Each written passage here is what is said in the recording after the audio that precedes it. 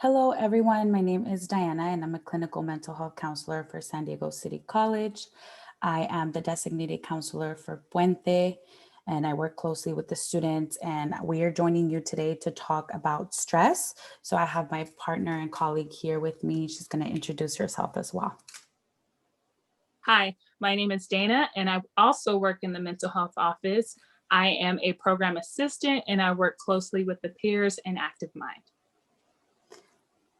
All right. So for today, we are going to talk about stress, and Dana's going to introduce our topic with the question. All right. So this is definitely a part of our video where you can pause. We want you to do a little self-reflection. So the question we want you to reflect on is, how do we know when we're stressed or worried? So you can pause the video now and then let us know or write down how you feel when you are stressed or worried. All right. So now that you're back, I hope you did get a chance to write that down. So we're going to go over a few things that you may feel or you might notice, like when you're stressed or worried. Is not limited to this list. There's more. Everyone is different, but this is a few things that we came up with, which is shallow or rapid breathing, racing heart, so an increased heart rate, like dry mouth, nausea, a stomach ache. Just to let you know, like some stress is good stress, but too much stress for long periods of time are not good for you, which can cause in like stomach problems, sleep problems, and irritability. So back to the list, increase muscle tension. So some people, for me, as an example, I feel a lot of stress in my shoulders. Like when I'm stressed, I feel that all of my shoulders is tight. You can have headaches, backaches, some chest tightness, trouble concentrating. So your mind is constantly racing, high blood pressure, which kind of goes with that increased heart rate, difficult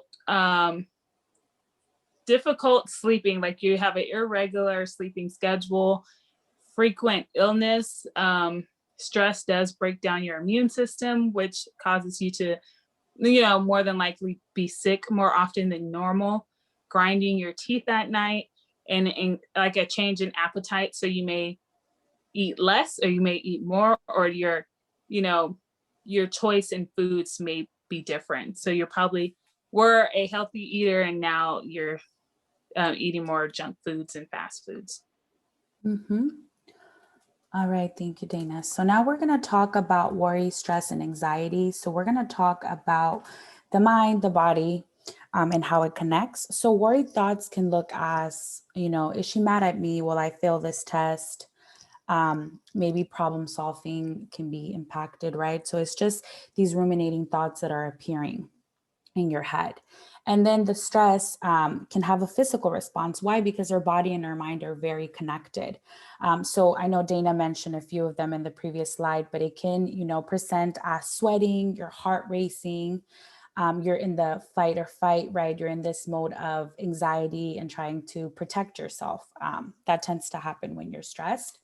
A freeze response too. So it's probable that maybe it takes you longer, to act on something or decide something.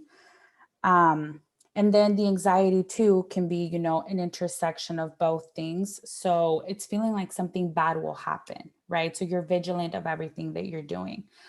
So this can definitely occur when you're, enduring stress because you're having all these constant thoughts, this physical reactions that are just kind of stepping you away from being grounded. So that can often happen. I want to then go ahead and talk about, how you might notice this in the classroom.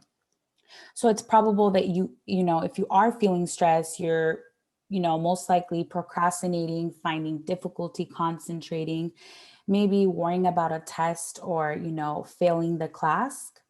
You might also be afraid to ask questions during class if you're not understanding the material, or fear of judgment and criticism from others. So these are just some examples of how, stress can be presenting for you in your classroom. I want to go ahead and talk about some possible ways to address it. So I have with you all an activity that I'm hoping we can just do together to kind of get you grounded and get you more into a mindful state. So I'm going to go ahead and introduce the activity with just some information before we begin. So the activity that I have in mind for you all today is progressive muscle relaxation. It's essentially a guided meditation where, a therapist or a counselor guides you through a script and you work on relaxing different parts of your body. I want to invite you all to do it. If you don't feel comfortable doing it, you don't have to, you can just, listen along. Something that can be very helpful is if you close your eyes, but again, 100% up to you. It's also important to note that while we're doing this muscle relaxation, I'm going to ask you to tense certain parts of your body. Nonetheless, we're tensing, we're really not straining or giving like a full force. And if there is an area in your body where you have an injury, and if I mention it in the guided meditation, please feel free to skip, over it and just focus on the other areas. So we're going to go ahead and get started. So, this is the moment if you want to close your eyes, get comfortable. I often find too that maybe even turning off your camera for this activity helps, just so you don't feel like others are watching you. So let's go ahead and get started. So I would like for you to start off by closing your eyes, taking a deep breath in and releasing it. I would like for you to squeeze the muscles in your forehead, holding it for 5 seconds. 1, 2, 3, 4, 5. Feel the muscles becoming tighter and tenser. Then slowly release the tension in your forehead. 1, 2, 3, 4, 5. Notice the difference in how your muscles feel as you relax. So continue to release the tension until your forehead feels completely relaxed. Now take another deep breath in for me and let it out. Now we're going to move on to your jaw. I would like for you to tense the muscles in your jaw and hold it for 5 seconds. 1, 2, 3, 4, 5. Now I want you to release the tension slowly as I count to 5 and notice the feeling of relaxation. 1, 2, 3, 4, 5. Breathe in and breathe out. Next, I'm going to move to your neck and your shoulders. And I want you to increase the tension in your neck and in your shoulders by raising your shoulders up and towards your ears. I would like for you to hold this tension for 5 seconds. 1, 2, 3, 4, 5. Now I would like for you to start to release the tension as I count to 5. 1, 2, 3, 4, and 5. Take a deep breath in. Last and not least, we're going to move into the arms and the hands. Slowly draw your hands into fist. Put your fists into your chest and hold them for 15 seconds. For 5 seconds.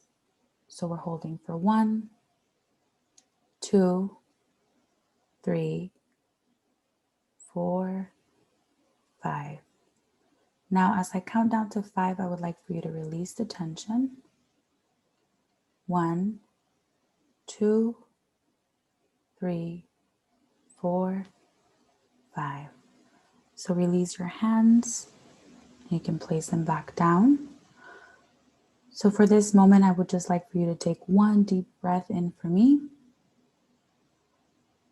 and let it out. So when you feel comfortable and ready, you can go ahead and open your eyes and return. Thank you so much, everyone. So this was essentially the muscle relaxation. It's just an opportunity for us to relax those parts of our body that can be, strained and stressed. So it's just a connection between the mind and the body, and something that you can do throughout, the week. I highly recommend it. And I have left the source here on the slide if you're interested in doing the remaining of the meditation. And okay, I'm going to go ahead and move forward now. Dana's going to talk about support and resources. Thank you. Thank you for that. That is one amazing resource for you. Just a resource that you can have in your back pocket just whenever you need it. You don't have to do the whole thing, just even if you're taking, 10 seconds to do just breathing, the breathing parts is definitely beneficial. But other resources that we have here for you are the crisis text line and the crisis call line.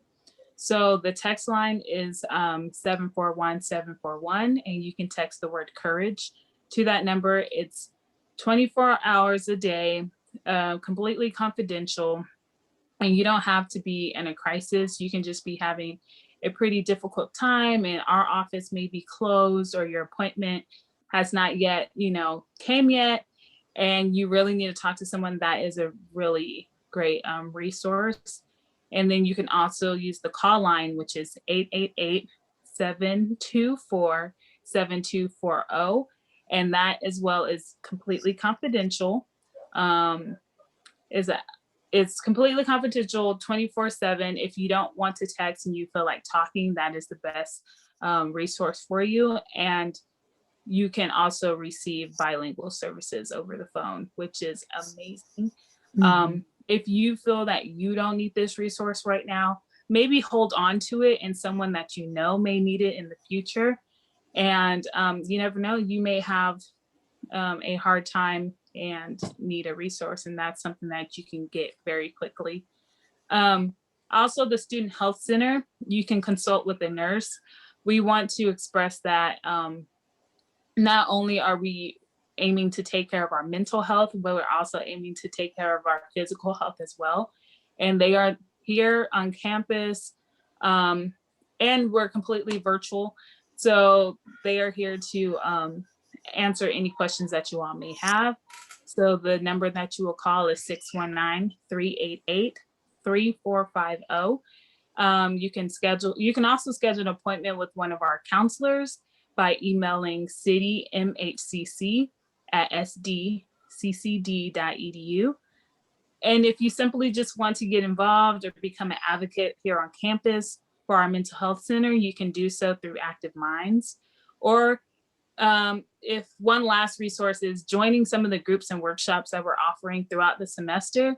If you don't know where to find that, you can go onto our website, and we have all of our semester calendars on there, so you'll know what group or workshop is when. So we're looking forward to seeing you at some of those groups. Yes. Thank you so much, everyone, for joining us, and we hope that this is helpful. Yes, thank you. Thank you.